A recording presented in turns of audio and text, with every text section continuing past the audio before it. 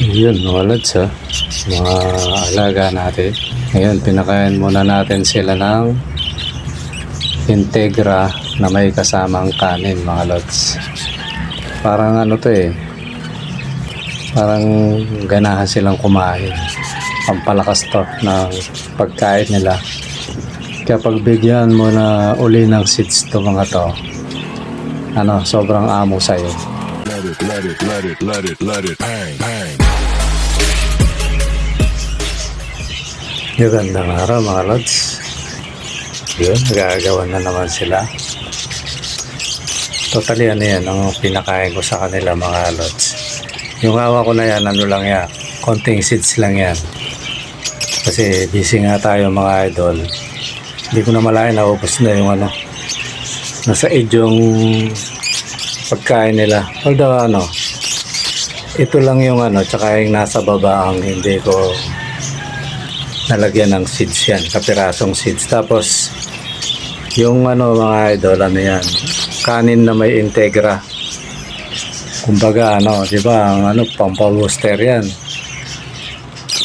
Pinapakain ko sila yan, tapos pag pinakain mo ulit sila ng seeds, ang lalakas nilang kumain. Diba, parang ganado sila. Pag nakakita sila ng seeds, ano, lalapit ka agad sa'yo. Kaya lang mga lods, medyo ingat-ingat lang kasi ano yan eh, baka maalpasan tayo. Ano yan eh, sa sobrang lapit sa'yo, minsan nakakaano sa kulungan eh.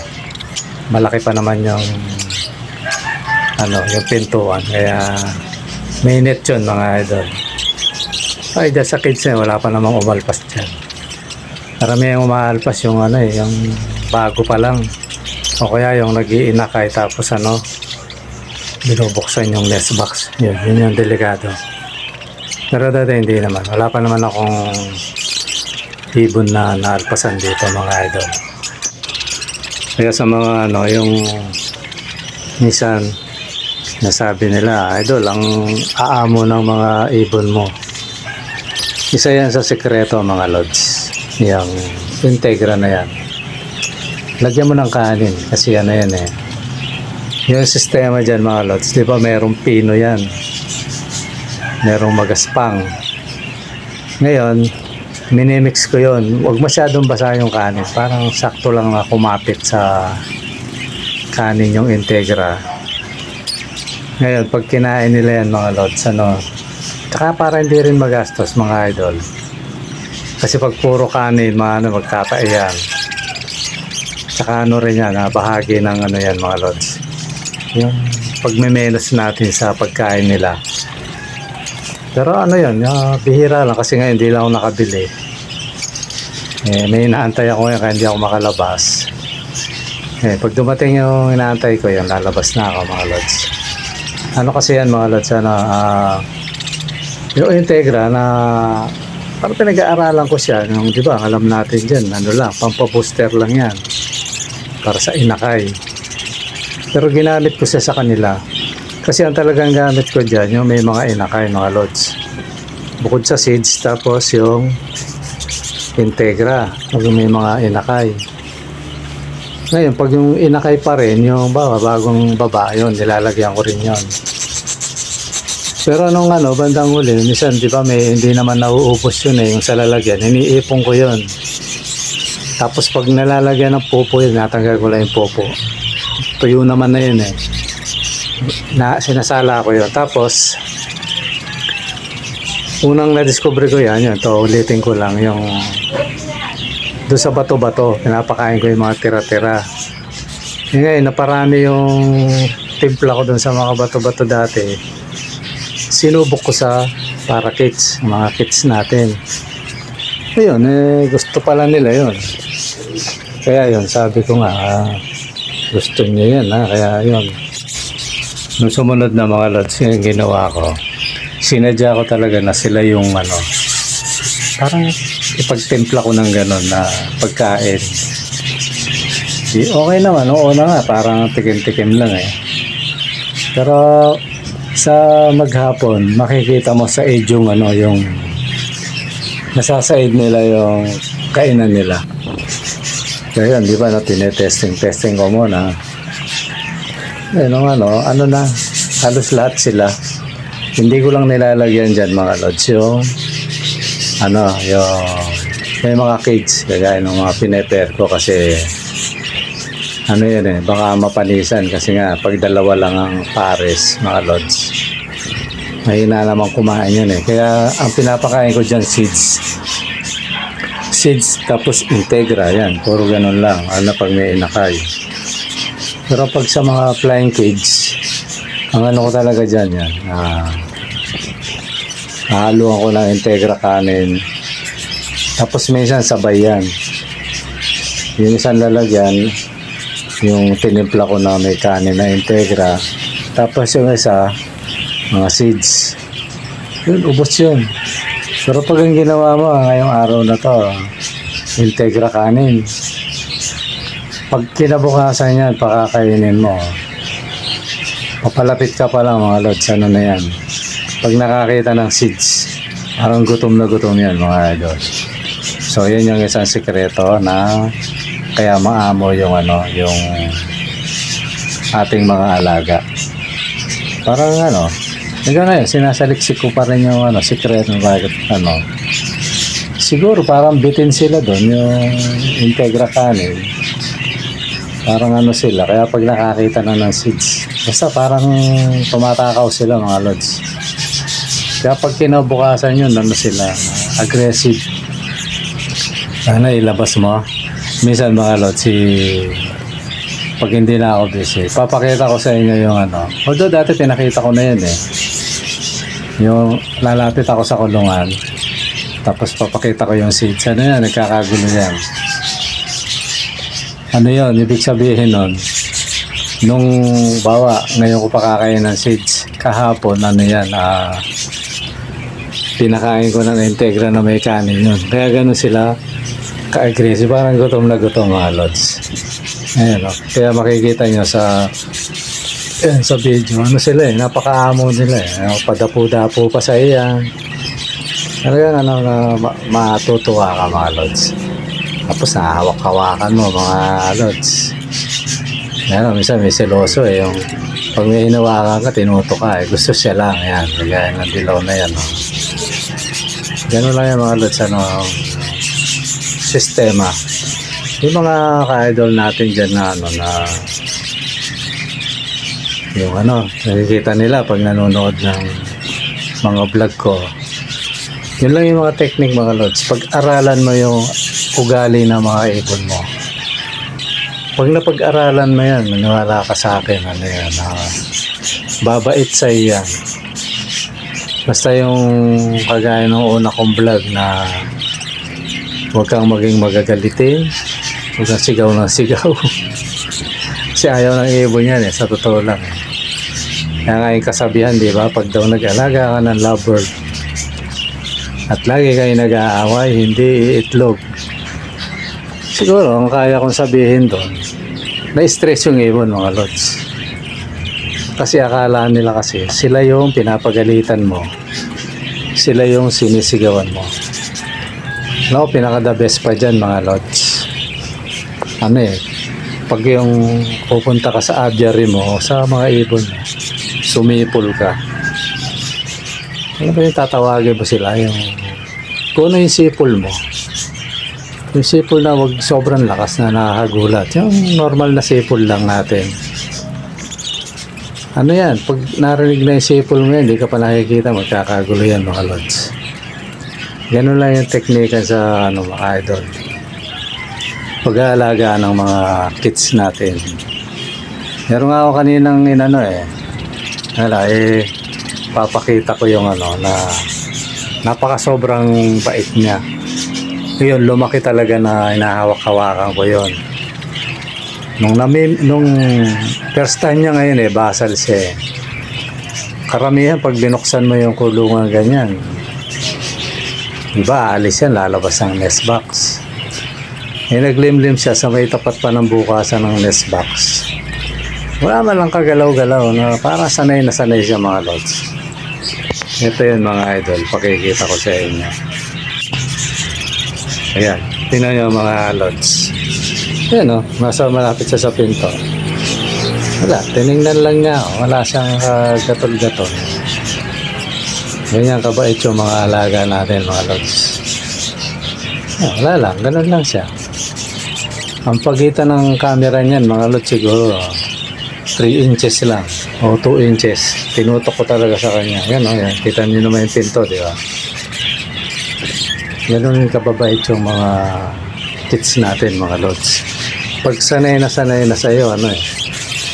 Kaya lang, mga lods, konting ingat dyan kasi minsan, gagaya ko, masyadong overconfidence na tiwala ka masyado sa ibon.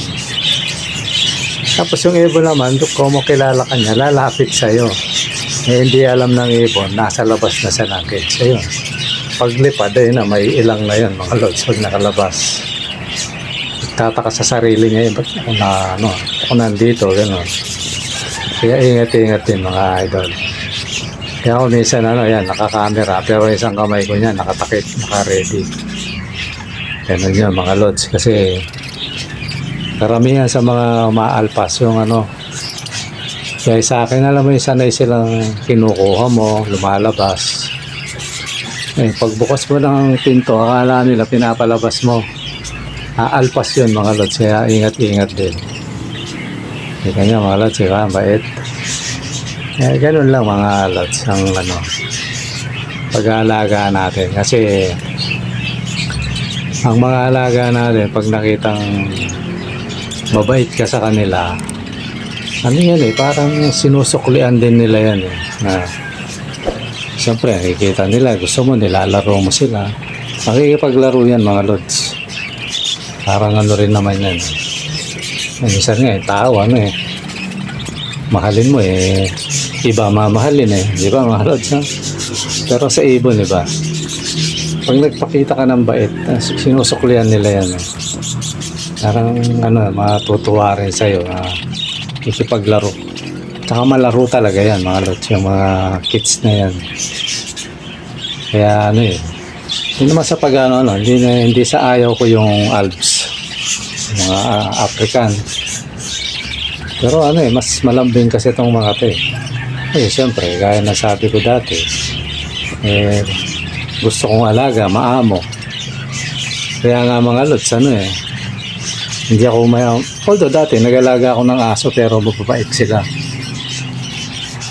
Pero bihira yun na ang tagal ko na napakatagal ko na hindi nag-aalaga ng aso. Tsaka walang lugar Kasi gusto ko sa alaga mabait.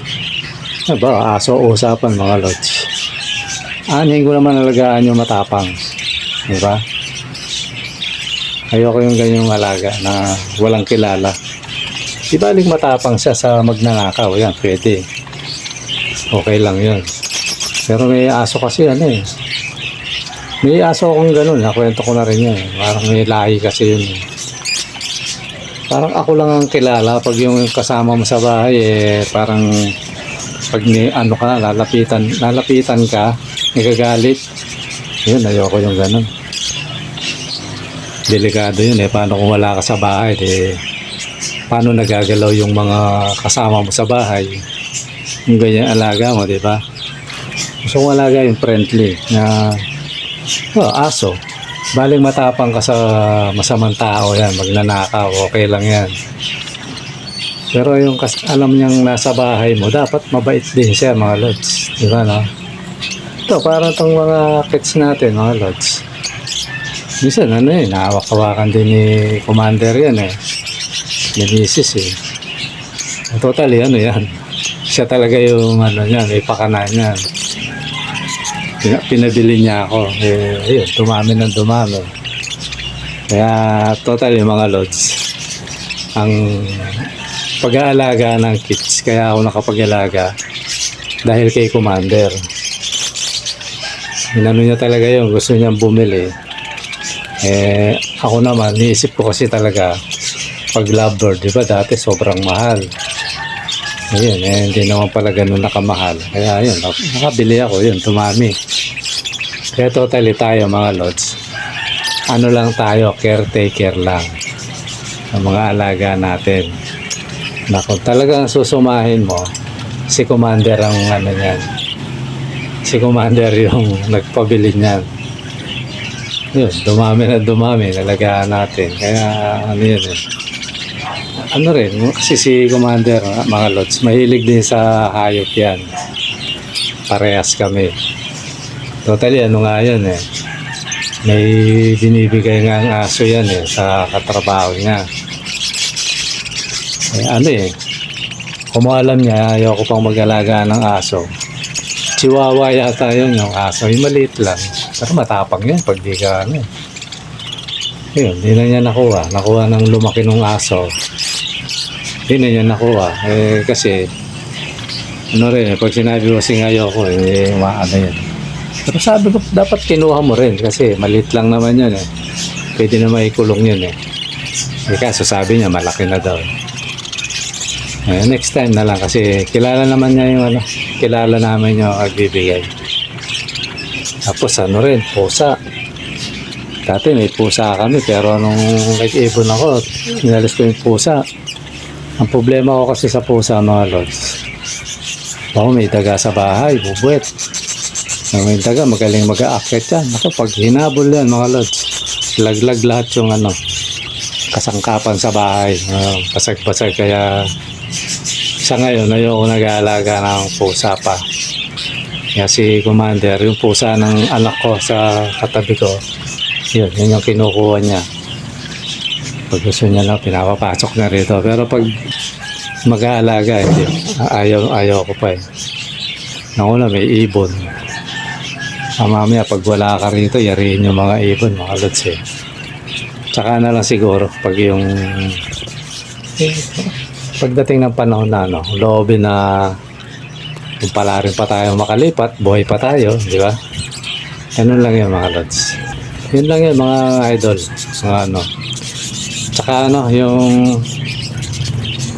si ano, ayun, muntik ko na namang kakalimutan. Pero ano, di ko muna siya ano kasi sa usapan namin ano eh.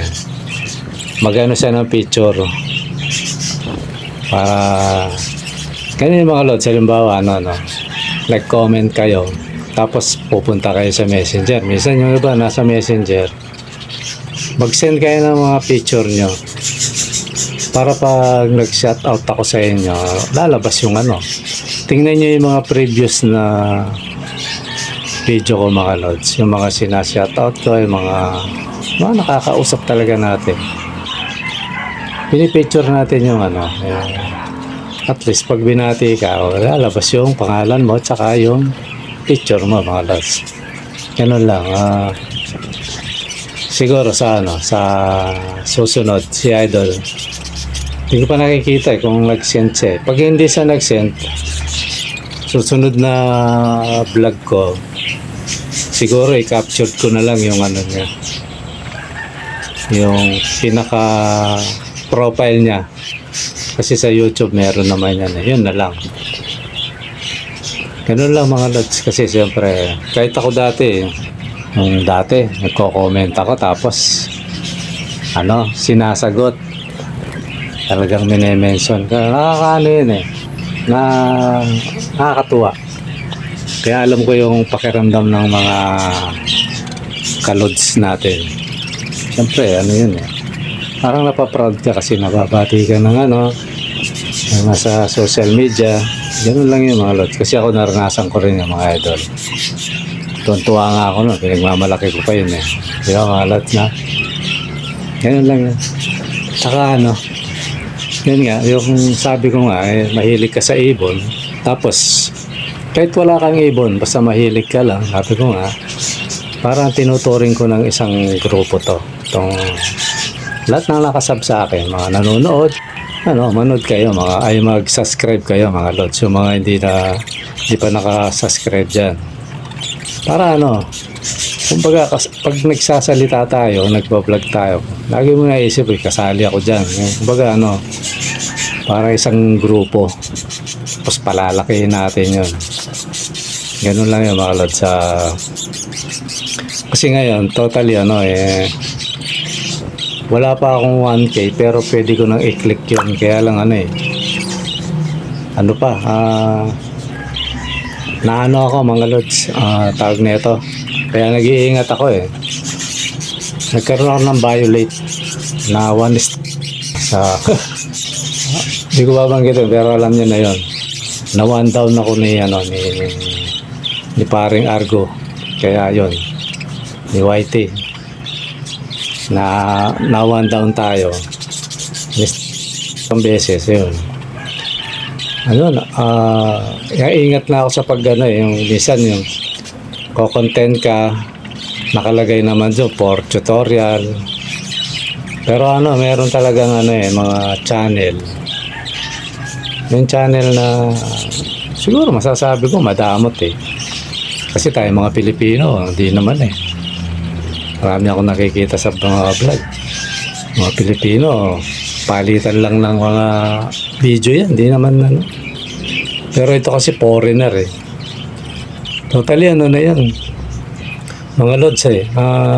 Isang buwan na yata yan, yung nakalipas na isang buwan na, may higit pa. Sugulat ako meron ako isang sabi ko pa, bihira. Kaya ingat-ingat. Kaya minsan mga nagtatanong ng sabi ko nga, diba, magtanong kayo dyan, sabay punta sa messenger kasi pag dito, delikado. Yan lang yung mga lods. Kaya minsan, pagpasensyahan nyo na may mga tanong na hindi ko sinasagot kasi alam ko, yayariin ako ni Whitey, mga lods. Kaya ingat-ingat para hindi masayang yung natin. Kasi baka mamaya, madali tayo ng madali. Hindi tayo aabot dun sa minimiti natin, mga lods. Di ba? Kaya pasensya na minsan pag meron akong kasi parang minsan pag nababasa ko yung parang may mga himig na parang tampo na Pero mga lods, yun. Kung talagang nanonood ka dito, na-discuss ko na yun eh. Napaano na yun, i-vlog ko na. Kaya minsan ulit-ulit na lang yung natin. Kaya yun mga lods. Kaya maraming salamat. Tapos yung nag-text siya kasi sa akin kagabi. Sabi niya, uy sayang ako yun sabi niya. Pasensya ka na lods, nakalimutan ko yung pangalan mo. Ngayon ang gagawin ko sana, papakita ko yung mo. Wala kang picture. Sabi ko, mag-send ka ng picture eh. Di ba, pag pag hindi ka nakasend, kakapture ko. Yung buo na. Kasi katambang nyo rin dito para ganun tayo rito mga lods. Hindi tayo hindi lang ako sumasagot sa mga ibang nagtatanong, tsaka yung mga sinasabi nila, hindi ko sinasagot. Minsan kahit sa mga lods, sa messenger, pag irrelevant yung nila. Parang napakalayo dun sa natin yung dinidiscuss natin eh. Kapag pasensya nyo na kung di ko sinasagot yun, alam nyo na malayo sa topic kumbaga. Diba mga lods? Okay mga lods, hanggang dito muna. Maraming salamat sa panonood. Bye bye.